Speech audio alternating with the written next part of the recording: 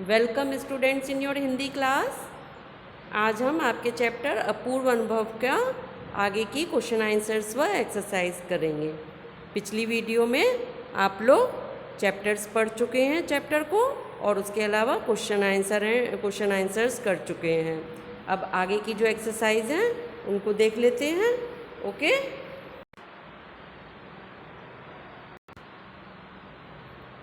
First question है, तोतो चांद ने अपनी योजना को बड़ों से इसलिए छिपा लिया कि उसमें जोखिम था।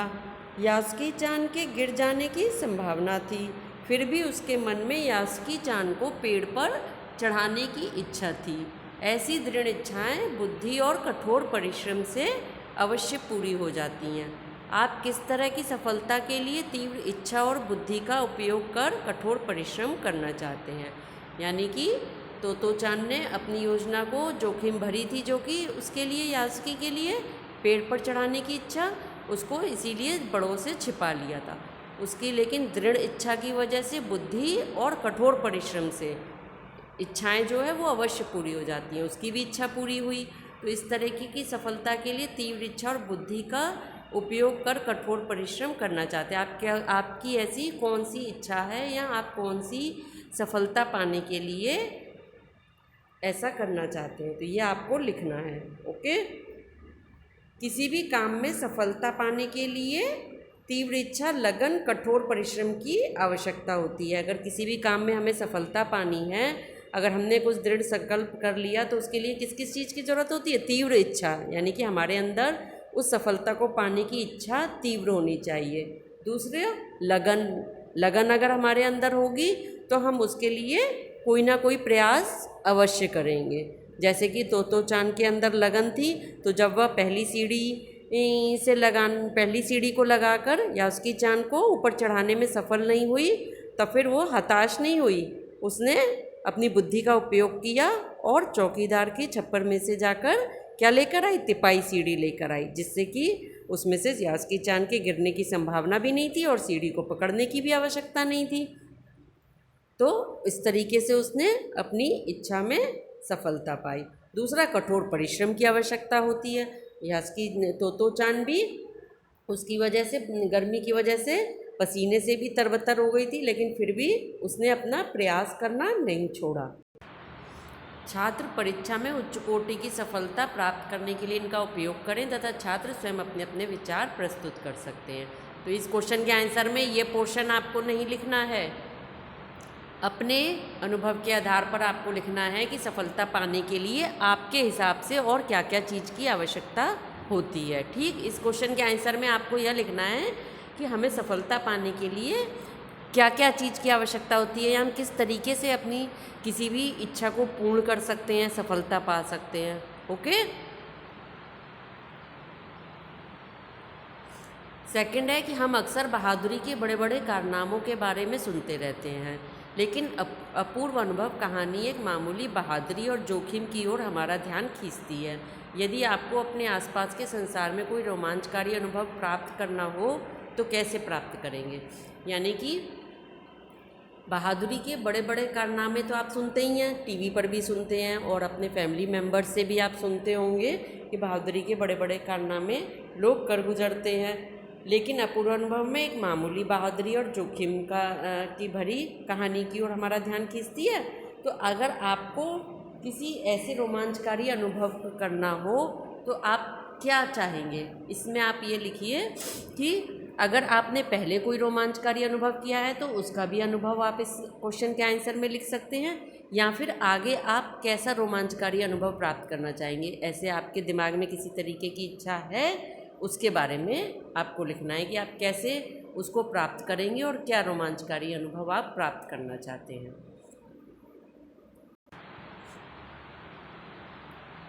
नेक्स्ट, अपनी माँ से झूठ बोलते समय तोतो चांद की नज़रें नीचे क्यों थीं?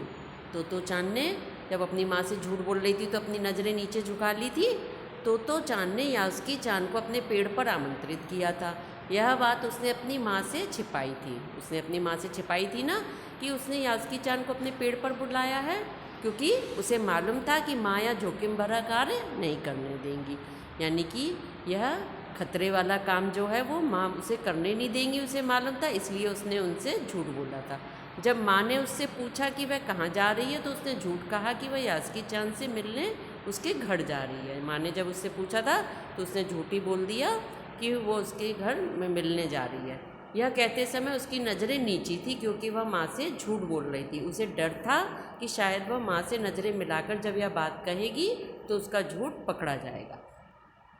यानी कि जब भी कभी आप भी झूठ बोल रहे होते हैं तो क्या होता है, आपकी नज़रें झुक जाती है ना, आप इधर उधर देखने की कोशिश करते हैं, किसी की निगाह से निगाह, अपने पेरेंट्स हों, टीचर हों या कोई और अन्य बड़े हों, तो उनसे आप नज़रें मिलाकर झूठ नहीं बोल पाएंगे।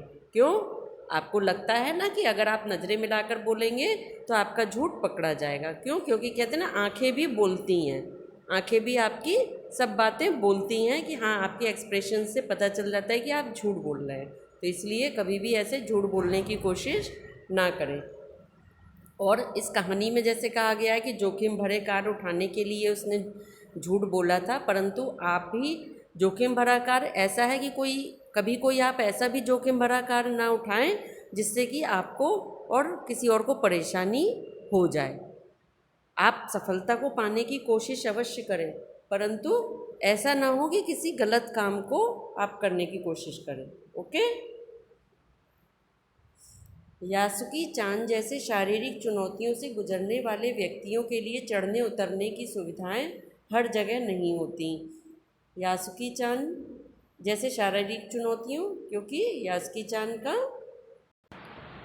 पैरों से अपाहिज था यासुकी चांद, तो उस ऐसी शारीरिक चुनौती वाले बहुत से लोग होते हैं, उनके लिए हर जगह सुविधाएं चढ़ने उतरने की नहीं होती है, लेकिन फिर भी बहुत सी जगह ऐसा होता है कि उनको ऐसी सुविधाएं मिलती हैं। तो आपको अपने एक्सपीरियंस के आधार पर आपने जहाँ कहीं भी ऐसा देखा हो कि इस तरीके के अपंग लोगों के लिए कोई विशेष सुविधाएं हैं, दी हुई हैं, या फिर आपको दूसरों से अगर पता हो तो उसके बारे में लिखिए। जैसे कि इसमें उत्तर में दिया, विद्यालय में अपंग बच्चों के लिए रैंप बना रखे हैं। रैंप यानी कि फिसलने वाली जो जगह होती है, वहाँ से जो अपंग बच्चे हैं वो आसानी से चढ़कर आ सकते हैं। जो बच्चे सीढ़ियाँ नहीं चढ़ सकते वे चिकनी जगह पर चलकर आ सकते हैं।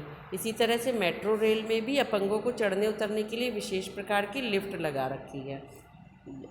जो मेट्रो ट्रेन में जाएंगे तो वहाँ के स्टेशन पर भी क्या होता है, एक विशेष प्रकार की लिफ्ट लगी होती हैं, जिससे जो भी शारीरिक अपंग व्यक्ति है वो आसानी से उससे जा सकता है ऊपर नीचे।